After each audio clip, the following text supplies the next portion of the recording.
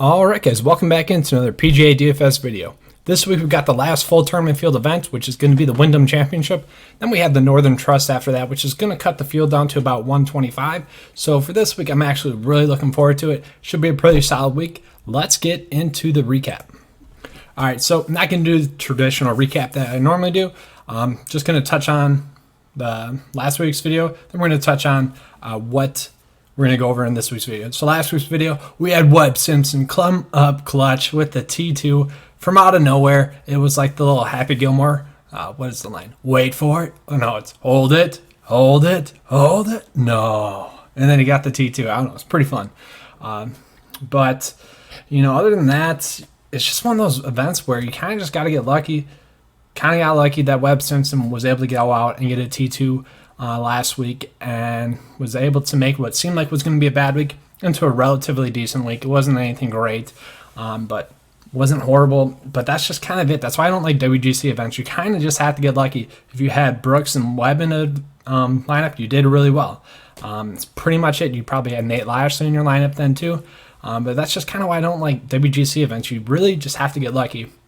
Whereas the player pool, I mean, all the players did fine. It sucked that Kevin Kisner went out and shot, what was it, +7 on the first day and then ended up being the best golfer the next 3 rounds. Just kind of one of those weird events where you don't know what the mindset of the player is. They're already getting paid if they tee off. So it's just kind of one of those events where I kind of tried to avoid, but it kind of left a sour taste in my mouth last week because I'm like, hey, Webb Simpson went out and did a T2. If I had played some more lineups, probably could have had a pretty nice week. Probably would have had a lineup that finished at least top 100, maybe a T10 in there. It's just kind of one of those weeks where you just got to remind yourself it's mostly just luck and there's not as much skill involved. Now we get the Wyndham Championship, which is going to be a nice event. It's a full tournament field event. I'm really looking forward to this one and just kind of looking forward to the people that are patrons with the NFL season coming up and the PGA season coming to an end in about a month or so. It kind of lines up pretty perfectly, which is what the PGA wanted. But for the patrons, I'm going to give you guys the NFL DFS membership up until the new PGA season starts. So right when preseason DFS starts, I'm going to give you guys that information up until when the next PGA DFS season starts. So you guys will be able to still play, and that'll be included in that membership. Anyone else that joins after, there'll just be a regular DFS membership. So that being said, let's get into this week. All right, so breaking down the course overview, this is a Donald Ross course, so we can be looking at those Donald Ross specialists like we had a few events ago at the Rocket Mortgage Classic. We're going to be looking at players that are in good current form, that are good stat fits, and also have good course history. You guys can see there, the course fits are all kind of players that we've been playing this whole year, except for Bryce Garnett. He kind of was a surprise for me. But other than that, those guys are just going to be a continuation of people that we've played pretty much the whole year, which is honestly pretty nice to see that we've been on, you know, the correct players the whole year. Some of the key stats that we're going to be looking at are going to be strokes gained total, ball striking, birdie or better percentage, total driver. We're also going to be looking at proximity, and then kind of the wedge stat or iron stat from like 175 to 150, because this course kind of, a lot of shots lead up to that range. So that's kind of why we're going to be looking at that. Other than that, this is an event that I really do like. Last year, we provided a lineup on the YouTube page that had 3 players finish inside the top 10, only 1 missed cut, and then a nice value play that ended up finishing like T30 or so. So this was a week in which we had a really good week last year, and so we hope to continue that this year. Let's get into the picks for the Wyndham Championship. All right, so starting off here, I do think that this is a week where we can pay up for the top dog, and that's going to be Webb Simpson this week. We've been playing him quite a bit this year, and he just keeps playing well. He's pretty much been a top 20 machine this whole year, especially in the last 10 events. But you look at what he's done at this course, 3 top 10 finishes. He T2, 3rd, T72 in 2016, and then a T6. He's 6th in strokes gained total, 12th in strokes gained putting, 11th in birdie or better percentage. I mean, he has made 9 straight cuts. He's just going to be a great play. Now, Hideki's kind of trending backwards. I'm not sure I want to play Hideki this week, although he is one of the better stat fits. If he can just get his putter going, he's going to have a fine week. He has finished T11 and T3 in his last 2 times playing this event. Now, talking about the young guns, Colin Morikawa, Victor Hovland, or Matthew Wolff, I'm fine with all 3 of those. I think I would rather play Victor Hovland. He's just a little bit cheaper, or maybe Colin Morikawa. All three of those are going to be fine plays. I think I'd rather go with Paul Casey, who hasn't played this event in the last 3 years, but in 2015 he finished T3. He's top 15 in total driving, ball striking, and strokes gained total. He's a fine stat fit. I do think we could go back to the well with Joaquin Niemann, although I don't really want to. He did finish T33 here last year in his first time playing it. Overall, he's not a bad stat fit. I'd rather just go a little bit lower here and play someone like Charles Howell. Charles Howell is 9th in total driving, 2nd in ball striking, 23rd in strokes gained total, 51st in strokes gained putting, T6 in birdie better percentage, and 21st in that 175 to 150 iron stat that we're going to be looking at. The last time we played this was in 2015, where he finished T31st. And he is finally rounding into some really good form. 4 straight cuts made. I also really like Lucas Glover, who this week he is the best stat fit in the field. He has 3 straight top 30 finishes or better at this course, finishing T28, T22, and T18. You know, he is one of those guys where, yes, he does choke sometimes, but this should be an event that he just goes out and dominates, especially given the stat fit, current form, and course history. I do like Lucas Glover as a play this week. Let's go ahead and put him into the build. We're going to be making more of a GPP build for you guys on the build there, so just keep that in mind. I'm not going to be making it the most optimal. If you want that lineup, you can go over to the Patreon page. Now, Sanjay M here, he's a really good stat fit. My only worry is, you know, the last time he missed the major or the cut at a major, he really struggled after that. But we do think that was more due to fatigue, and you know he has had quite a bit of rest. So I'm not too worried about Sanjay M. I do think he's more of a GPP play because he is one of the better stat fits. Adam Hadwin, I do like. He finished T33 and T51st in his 2 starts here in 2016 and 2015. He was relatively good stat fit, top 15 stat fit in the field. Not too bad. I think I'd rather just drop that down to Scott Piercy, who has been 9 of 5 Nations most played player this year. He is the top 3 stat fit in the field this week. His course history is T45 and T63 here at this course, so you know, not the best, but like I say, he's a really good stat fit. He's made 17 out of 20 cuts total on the year, and I think he's just at that price point. We kind of just got to play him, but in GPPs maybe we can avoid him. Maybe just go with someone like Jason Kokrak, who is equally kind of mispriced at 8K, only missing 1 cut on the year. Now, he hasn't had the best recent finishes, but you know, he's just one of those guys that's been a cut maker this whole year. His course history is T57, T16, missed cut, and then a withdrawal. So kind of mixed bag of results there. But overall, he's a top 20 stat fit. He's a great ball striker, great total driver, and great at strokes gained total. Those are all stats that we're going to be looking at this week to indicate success. Kevin Streelman's a play that we've been playing quite a bit recently. He also is top 30 in ball striking, total driving, and strokes gained total. You know, overall, he's a pretty decent stat fit. He just doesn't have the course history. He's only played it once in the last 4 years, and he finished T72 when he played that. So that does worry me, but he has made some straight cuts, so we do like that. Kyle Stanley's a play that's kind of catching my eye, especially GPP-wise, and I just like the recent form as well, so you could definitely go on and play him if you want to. Seb Straka here, one of the better stat fits in the field, and we've seen him recently where if he's having a good week, he's going to go on and get a top 15 for you. At that price point, you know, that's something we definitely like. He could easily go on top 10, but it's more of a GPP play because he could easily go on and miss the cut. He is T5 and T7 in total driving and ball striking, 45th in strokes gained total. Doc Redman, you know, he's just been having a pretty decent year. I'm not sure I want to pay up for him at that price because there are some other decent plays a little bit cheaper. Bill Haas has been rolling recently, and he does have pretty good course history. T45, MDF, so he didn't make the cut, but you know he didn't finish. T22 and then a T6, so really good course history for a guy that's in some really good form. I don't mind that.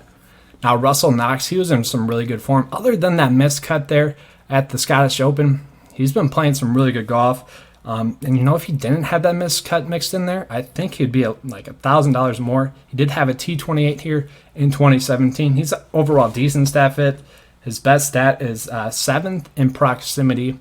So that's not too bad. You know, he's really good at his approach game. Denny McCarthy, he finished T36 here last year, and he's going to be a play that we touch on later on in the video. So wait and stay tuned for that. Vaughn Taylor is one of my favorite plays as well.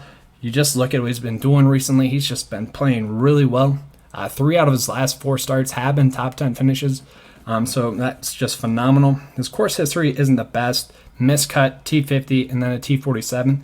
But it's his strokes gained putting and his proximity that we like. Both top 10 in that. Bud Colley's a play that was really popular about a month ago, and now he's finally in some good form, so he should actually be popular now rather than what he was like about a month ago. I don't really know what was up with that about a month ago, but he has decent course history. He's in decent current form. T42 and a T10 here at this course. Okay stat fit, top 35 in the field. Now the next two, Wyndham Clark and Troy Merritt, are both going to be GPP plays. We really wouldn't be surprised if they went on and had a top 10 finish. Now the Barracuda Championship isn't in there for DraftKings history. He had a T2 there last week, so obviously he can go out and play really well.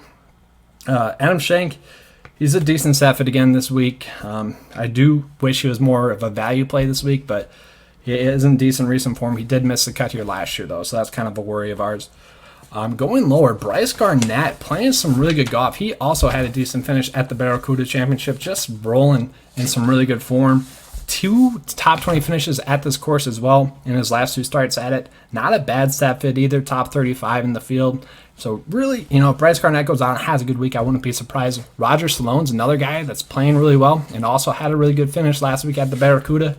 And those are 2 plays that could kind of go unnoticed because of the fact that their history, course history, is not in there for DraftKings, so they could be kind of sneakier. One guy that's not going to be sneaky, I don't think, is going to be Peter Molinari. I do kind of hate that his scores or results kind of are ascending instead of descending. That does worry me, but that's a guy who has just been making cuts recently, and I'm going to continue to play him. Maybe not a cash play, but he has made 3 straight cuts at this event as well.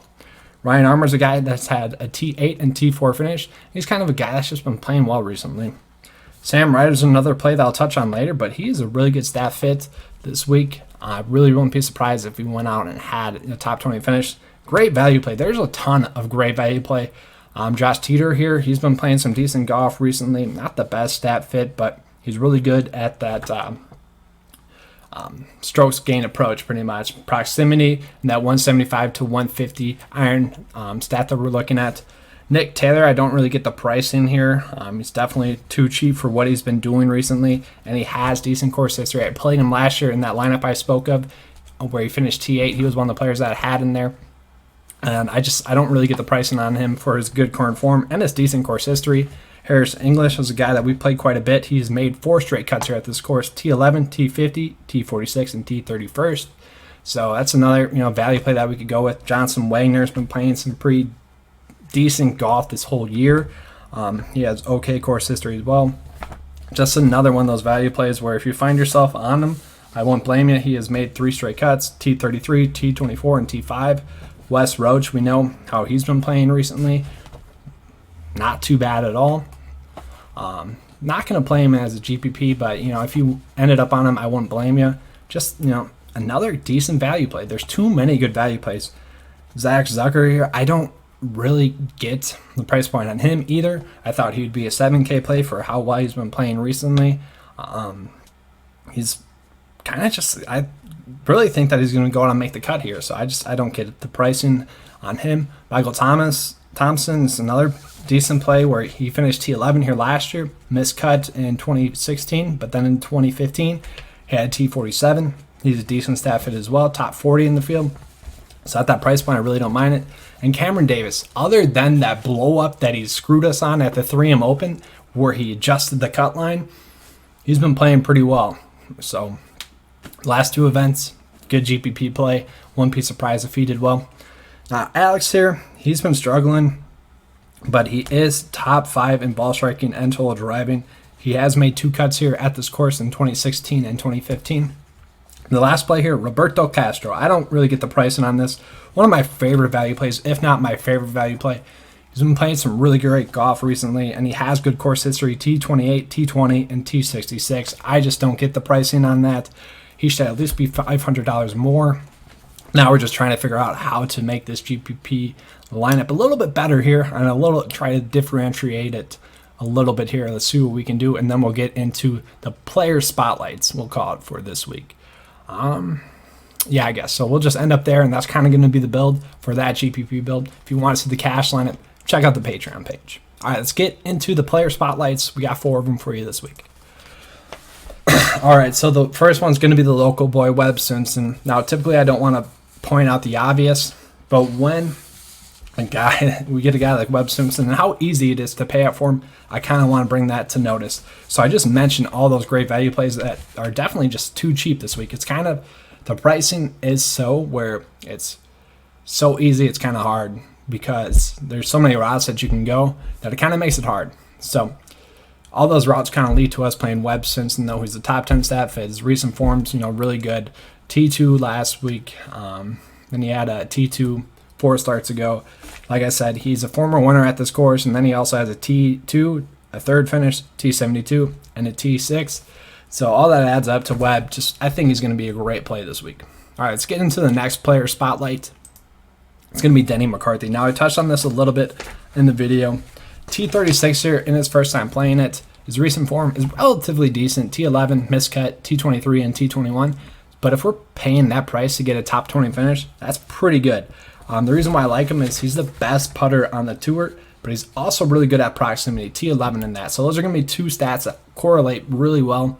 We want those guys that are going to be good at proximity on the green, because these are greens that are easy to hit. So the guys that are hitting it closer are going to be the guys that we want to target, and he's going to be one of those. So I really wouldn't be surprised if he went out and had a top 20 finish. Now, once again, he's not a core play this week. That's not what this is. I'm just bringing a player spotlight because there's just a lot of great plays. So I just kind of wanted to bring attention to some of these guys that might go a little bit unnoticed. Let's get into the next one. It's going to be Sam Ryder. And mostly this is just because of the price point. It surprised me. The fact that he's a value play is just shocking to me. His recent form is pretty good. T18, T34, miscut, T51. Overall, he's had a really good year. We've kind of played him quite a bit, especially recently as well. He finished T45 here last year, but he's top 60 in total driving, ball striking, strokes gained, birdie or better percentage, proximity, putting. So he's just overall a really good play, especially as a value play. I do like him a lot. Now, I also said I like Roberto Castro a lot as a value play. I think you can fit both of those guys in your lineups and have a really good lineup. Let's get into the next player spotlight. That's going to be Lucas Glover. Now, he does tend to choke when people are talking him up, so if he's getting a lot of chatter this week, I might just think about fading him because, honestly, that's kind of one of the things I want to touch on. So I don't know if you guys saw it, but people were calling out Max Homa on Twitter, like adding him on Twitter. I'm like, I don't get that. I don't get why people want to draw attention to golfers to put more pressure on them in the golf game. Now, they probably say that they don't think about it, but golfers know when they're getting more attention on a certain week, okay? And Lucas Glover is one of those golfers where if he starts to get more attention than he normally does on a week, he's going to choke. So that's kind of my worry with him, but I already touched on it on this video. Just a great course history, great stat fit, great recent form. At that price point, I really like Lucas Glover, but like I already touched on my worries with him. So don't at golfers on Twitter. It's just dumb, makes you look bad. Golfer really doesn't care. There's nothing he can do. It's not like he's going to play better for you. If anything, he's going to play worse because of you. So just keep that in mind. All right, that's all I have for you guys on this video. But like I said, we got the preseason DFS coming up here. That's going to be starting up shortly, so look for those videos. Can't wait to have the crossover points, so it's kind of nice. Right when the PGA DFS season comes to a lull, the NFL DFS season starts to kick off. So it's kind of nice. So look for those preseason DFS videos. We're going to have those out maybe for the Hall of Fame game if DraftKings has a contest. If not, we'll have preseason week 1. And I don't know if you guys know this, but I don't want to say it, but I think we've been the best on YouTube so far. I know we've won people thousands of dollars. That's what, they said that in the comment section before. So it's up for you to decide if they're telling the truth or not. But I'll take their word for it. What was it, 2 years ago? We were live, and I had the best overall lineup going. I ended up finished 7th that week. So it's just kind of a fun time for preseason DFS because you can really gain an edge if you do the research and knowledge. That's what we do for you. So look for those videos. And as always, let's keep cashing in PGA DFS, and then we'll look forward to cashing in the NFL DFS. As always, please like and subscribe if you enjoyed this video.